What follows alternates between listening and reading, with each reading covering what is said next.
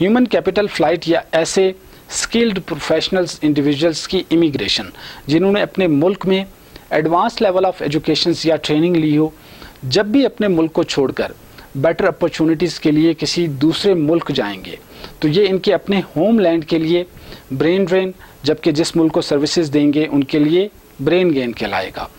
پاکستان میں بھی پچھلے کچھ عرصے سے ہیومن کیپٹل فلائٹس جاری ہیں۔ بدقسمتی سے پاکستان بھی ان ممالک میں شامل ہے جہاں پر ایک بڑی تعداد میں لوگ ملک چھوڑ کر جانا چاہتے ہیں۔ اب آپ اس بات کا اندازہ اس سے لگائیے کہ پچھلے 1.5 سال کے عرصے میں 16 لاکھ افراد ملک چھوڑ کر چلے گئے۔ اب یہ جو اتنی بڑی تعداد میں برین ڈرین جاری ہے، اس کا ملک کی اکانومی کو کوئی فائدہ ہے یا پھر نقصان، اس پر تو ہم آگے بات کریں گے، لیکن اس سے پہلے میں کچھ نمبرز آپ کے سامنے رکھنا چاہوں گا کہ 2023 کے مقابلے میں 2024 کے پہلے 6 ماہ میں 26% کا انکریز آتا ہے ان اسکلڈ انڈیویجولز پروفیشنلز کی تعداد میں۔ یہ جو ہائیلی کوالیفائڈ لوگ ہیں یہ ہیں کون؟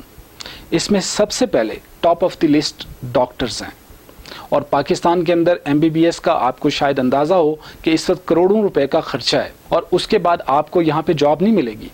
اگر آپ نے جاب کرنی ہے یا اگر آپ نے اپنی پروفیشنل لائف سٹارٹ کرنی ہے اتنا پیسہ خرچ کر کے، تو اب آپ کہیں اور جائیں اور جا کے جاب ڈھونڈیں۔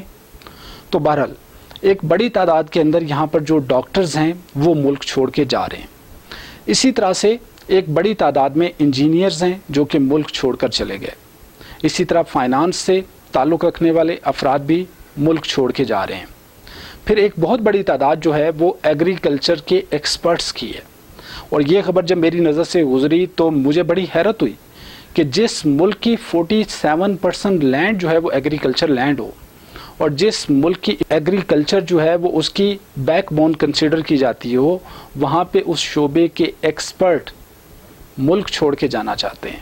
تو سوچنے کی بات ہے نا کہ آپ نے ایسا کیا کیا ان کے ساتھ کہ یہ لوگ پاکستان میں رہنا ہی نہیں چاہتے۔ پھر ایسے ہی ایک بڑی تعداد میں ٹیکنیشنز ہیں، مختلف فیلڈ سے تعلق رکھنے والے ٹیکنیشنز، پھر ڈاکٹرز کے ساتھ ساتھ پیرامیڈیکل سٹاف کے لوگ جو کہ ملک چھوڑ کر چلے گئے۔ اب آتے ہیں ملک کے اس برین کی طرف جو کہ اپنے آپ میں ہی ہائیلی سکلڈ ہے، بیوروکریسی سے لے کر سیاستدان تک۔ آپ ان کے بیان سنیں تو آپ کو سمجھ نہیں آئے گی کہ آپ نے جانا کہاں پر ہے۔ مثال کے طور پر کاکڑ صاحب کی ہی سٹیٹمنٹ آپ کو یاد ہوگی کہ جب ان سے پوچھا گیا کہ ملک میں ایک بڑی تعداد میں لوگ ملک چھوڑ کر جا رہے ہیں تو انہوں نے کہا کہ اس میں بری بات کیا ہے۔ اسی طرح سے شہباز شریف صاحب کی سٹیٹمنٹ بھی آن دی ریکارڈ موجود ہے کہ جب انہوں نے فرمایا کہ ہماری فلاں فلاں ملک سے بات ہو گئی ہے، اب آپ جائیں نوکریاں کریں، اپنی فیملی کو اور ملک کو دونوں کو سپورٹ کریں۔ تو جس ملک کے پرائم منسٹر کی یہ اپروچ ہو کہ وہ اپنے سکلڈ لوگوں کو یہ مشورہ دے کہ ملک چھوڑ کر چلے جائیں، تو آپ سوچیں باقی لوگوں کی کیا حالت ہوگی۔ آن دی ادر سائڈ ملک کے حالات آپ نے ایسے بنا دیے کہ اگر بے روزگاری ہی صرف ایک مسئلہ ہوتا تو کوئی بات نہیں تھی، لیکن یہاں پر تو لا اینڈ آرڈر کی سچویشن ہی آپ کے سامنے ہے۔ جنگل کا قانون ہے، ملک کے اندر مائٹ از رائٹ یا سروائیول آف دی فٹسٹ کی آپ نے پالیسی بنائی ہوئی ہے۔ دوسری طرف دہشت گردی، خوف، بدامنی کہ جو شخص اس ملک کے اندر رہنا بھی چاہے ہم اسے خود چھوڑ کر آئیں گے۔ اسی طرح آپ دیکھیں کہ ملک میں لوگوں کو سکلفل بنانے میں ریاست کا کیا کنٹریبیوشن ہے، تو یہ سوال اپنے آپ میں ہی مذائقہ خیز ہے، کیونکہ یہ بات ہم سب اچھی طرح سے جانتے ہیں کہ ملک کے اندر غلامی کے دور کا ایجوکیشن سسٹم، کلونیل دور کا لارڈ میکالے کا بنایا ہوا ایجوکیشن سسٹم جو کہ کلاسزم پیدا کرنے کے لیے بنایا گیا تھا، اور آپ اس سے ایکسپیکٹ کریں گے کہ وہ لوگوں کے اندر سکل ڈیولپ کرے گا، جبکہ جس کا اصل کام تو کلرک ذہنیت پیدا کرنا ہو۔ تو بہرحال جو چند ایک افراد اس سسٹم میں رہتے ہوئے مہنگی تعلیم افورڈ کر لیتے ہیں، پیسہ خرچ کرتے ہیں ان یونیورسٹیز کے اندر جن کے اندر ایک عام آدمی سوچ بھی نہیں سکتا، تو کسی نہ کسی طرح سے بہرحال وہ پروفیشنل ڈگری حاصل کر لیتے ہیں، دین اپنی ایفرٹس پہ، اپنے ایکسپیرینس پہ، اپنی سکلز کو امپروو کرتے ہوئے آخر کار اس لیول پہ پہنچتے ہیں کہ جب وہ کہیں کہ جی اب ہم اس ملک کو سرو کریں گے، تو آپ کہتے ہیں کہ ہاؤ ڈیئر یو، نکلیں یہاں سے، ہمارے لیے کچھ کریں، ریمیٹنس میں اضافہ کریں، لیکن ہمیں تکلیف نہیں ہونی چاہیے۔ پھر اسی طرح ملک کی اکانومی کو بہتر بنانے کے حوالے سے ہمارے پاس کوئی پلان ہے؟ تو جواب ہے زیرو، क्योंकि हम IMF से जान छुड़वाएं तो मुल्क की इकॉनमी बेहतर हो, और हम तो हर 3-4 साल के बाद नए प्रोग्राम के लिए अपनी एफर्ट्स सर्व करेंगे। तो फिर इसी तरह से होगा, लोग भागेंगे, मुल्क छोड़ कर जाएंगे और ब्रेन ड्रेन होगा।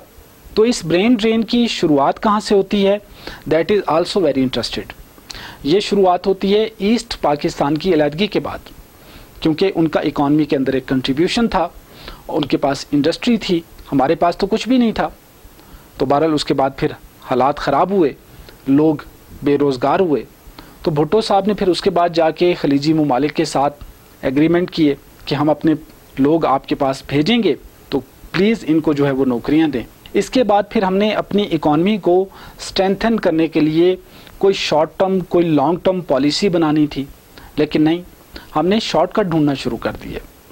कोल्ड वॉर के अंदर अमेरिका के इत्तेहादी बनकर डॉलर्स के लिए हमने एग्रीमेंट कर लिए। उसके बाद फिर ड्रग कल्चर का आगाज़ होता है, दहशतगर्दी और बदअमनी का दौर शुरू होता है।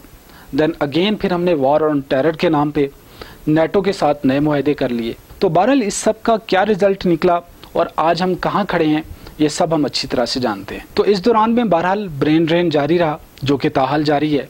लेकिन ओवरऑल अगर देखा जाए तो कोई भी ऐसी पॉलिसी या स्ट्रैटेजी मुल्क की इशराफिया की तरफ से हमें नज़र नहीं आती कि जिसे देखकर इस बात का अंदाज़ा लगाया जा सके कि दे आर वरीड अबाउट। और शायद इनको इसके नुकसानात का भी अंदाज़ा नहीं है, क्योंकि जिस मईशत को ये बेहतर बनाने के वादे करते हैं उसके लिए ज़रूरी है कि इस ब्रेन ड्रेन को ओवरकम किया जाए। लोगों के लिए महफूज इन्वायरमेंट क्रिएट करना ज़रूरी है।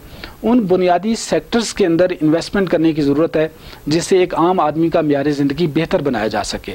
इसी तरह से अगर देखा जाए तो एजुकेशन सेक्टर के अंदर इन्वेस्टमेंट करने की ज़रूरत है, जिस पर आप आए रोज़ कट्स लगाते हैं, जबकि उसके मुकाबले में बेनज़ीर इनकम सपोर्ट प्रोग्राम, एहसास प्रोग्राम या लंगर खाने, आप इस तरह के प्रोजेक्ट्स के अंदर अपने वसाइल को इन्वेस्ट करते हैं। जबकि इसके मुकाबले में अगर आप इंडस्ट्री पे पैसा खर्च करते, अपने वसाइल को खर्च करते, स्मॉल लेवल इंडस्ट्री के ऊपर ही लोगों को फैसिलिटेट करते, उनको आसान कर्जे दे देते, तो आज लोग स्किलफुल होते, लोगों के अंदर स्किल्स डेवलप होती और लोग इज़्ज़त के साथ रोज़गार कमा रहे होते। लेकिन क्योंकि यहाँ पर प्रायोरिटीज़ डिफरेंट हैं, यहाँ पे उन प्रोजेक्ट्स के अंदर इन्वेस्टमेंट की जाती है जिससे वक्ती सहूलत मैसर आए। इन तमाम चीज़ों से शायद कहीं ज़्यादा ज़रूरी मैं समझता हूँ कि लॉ एंड ऑर्डर की सिचुएशन को बेहतर बनाना ज़रूरी है। अदलो इंसाफ का निज़ाम जिसका आज़ाद होना ज़रूरी है। नेशन फ्रेंडली इन्वायरमेंट क्रिएट करने की ज़रूरत है, और इन सब से बढ़कर मुल्की हालात का जायज़ा लेकर उसमें मुनासिब तब्दीलियाँ लाकर नौजवानों के लिए फेवरेबल कंडीशंस क्रिएट करना बेहद ज़रूरी है। Thank you very much.